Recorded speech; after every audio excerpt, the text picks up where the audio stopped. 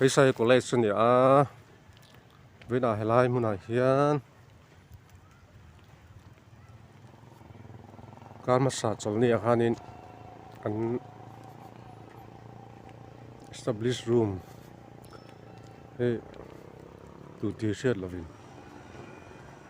à aroka CCTV te ti che a chu kan siam thadon ne vina chuan han compound poi nuam khop pai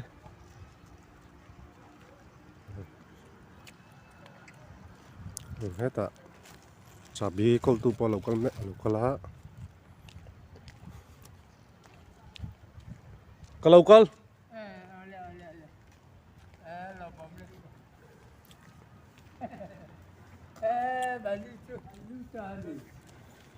ni tak suk le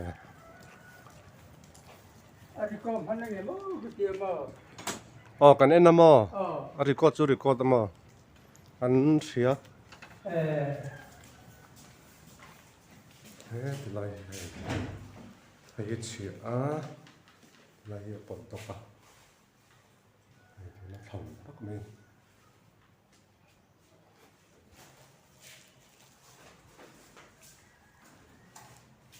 thì lại bỏ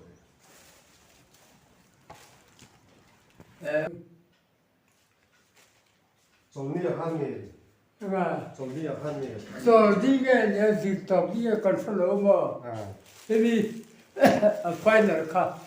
cái bữa nào cái bữa là phát tạo gì cái lúc hiện tại đi, chứ bây giờ đua, school nào bảo hộ cái Christmas advance cái lúc hàng ta, chứ Christmas advance mang hộ cái ngày này cái ta in cái hộ gì mi ngày này cái số lỗ, mà giảm giá so với tên họ Alan đàn cái chỗ này khéo mi chỗ này đồng mẹ mà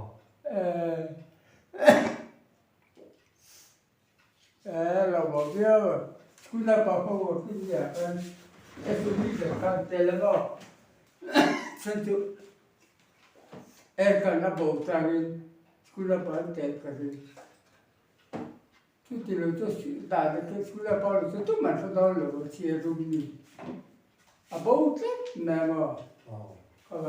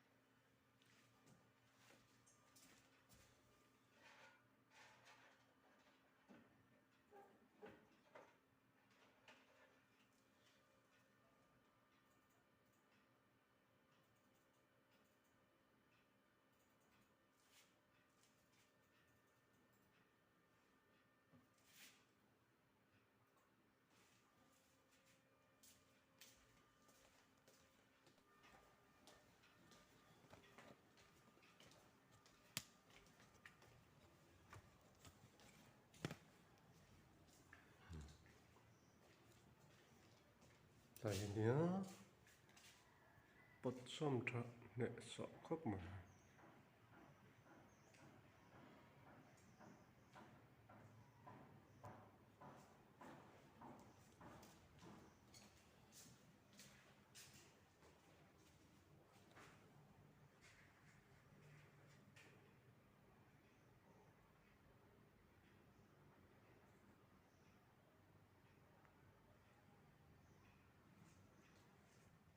đây sẽ college anh nhá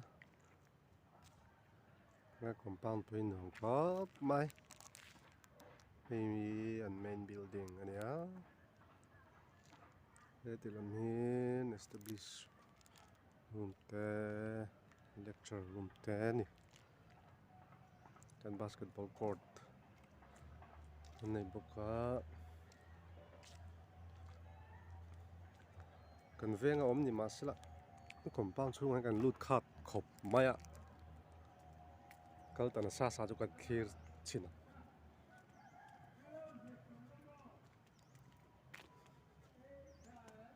ni sangha ten dam ni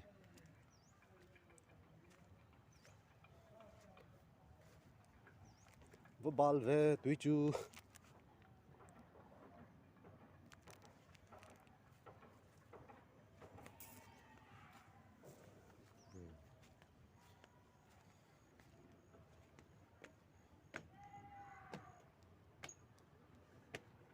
cần phải làm đồ ra ngoài đó ê anh soi thế đen là tục chú cần đấy không sang sang ha thế thật thế thế nằm này